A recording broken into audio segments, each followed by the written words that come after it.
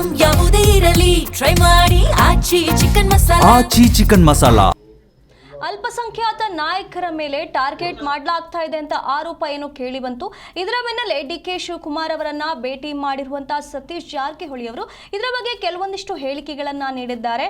ಇಲ್ಲಿ ಅಮಾನತು ಹಿಂಪಡೆಯುವಂತೆ ಮನವಿ ಮಾಡಲಾಗಿದೆ. ಕೆಪಿಸಿಸಿ ಅಧ್ಯಕ್ಷರ ಬಳಿಯೂ ಕೂಡ ಕೆಲವೊಂದಿಷ್ಟು ರಿಪೋರ್ಟ್ಗಳು ಇವೆ. ದಲಿತ ಅಲ್ಪಸಂಖ್ಯಾತರು ಕಾಂಗ್ರೆಸ್ನ ಮತ ಬ್ಯಾಂಕ್ ಡ್ಯಾಮೇಜ್ ಕಂಟ್ರೋಲ್ ಮಾಡಲು ಯತ್ನಿಸುತ್ತಿದ್ದೇವೆ ಅಂತ ಹೇಳಿ ಹಲವು ಮಾತುಗಳನ್ನು ಹೇಳಿದ್ದಾರೆ. ಇಲ್ಲಿ ಅಬ್ದುಲ್ ಜಬ್ಬಾರ್ ಜಸ್ಟಿಫಿಕೇಶನ್ ಅನ್ನ ನೀಡಲಿ, ಹೈಕಮಾಂಡ್ ಅಪ್ರೂವ್ ಮಾಡಲಿ, ಆಮೇಲೆ ನಿರ್ಧಾರವನ್ನ ತೆಗೆದುಕೊಳ್ತೀವಿ ಅಂತ ಹೇಳಿ ಡಿಕೆ ಶಿವಕುಮಾರ್ ಅವರು ಹೇಳಿದ್ದಾರೆ. ಕೆಲವೊಮ್ಮೆ ತಪ್ಪು ನಿರ್ಧಾರಗಳು ಆಗ್ಬಿಡ್ತವೆ, ತಪ್ಪನ್ನ ಸರಿಪಡಿಸಿಕೊಂಡು ಹೋಗಬೇಕಿದೆ ಅಂತೇಳಿ ಡಿಕೆ ಶಿವಕುಮಾರ್ ಅವರನ್ನ ಭೇಟಿಯಾದ ಬಳಿಕ ಸತೀಶ್ ಜಾರಕಿಹೊಳಿ ಅವರು ಈ ರೀತಿಯಾಗಿ ಹೇಳಿಕೆಗಳನ್ನ ನೀಡಿದ್ದಾರೆ.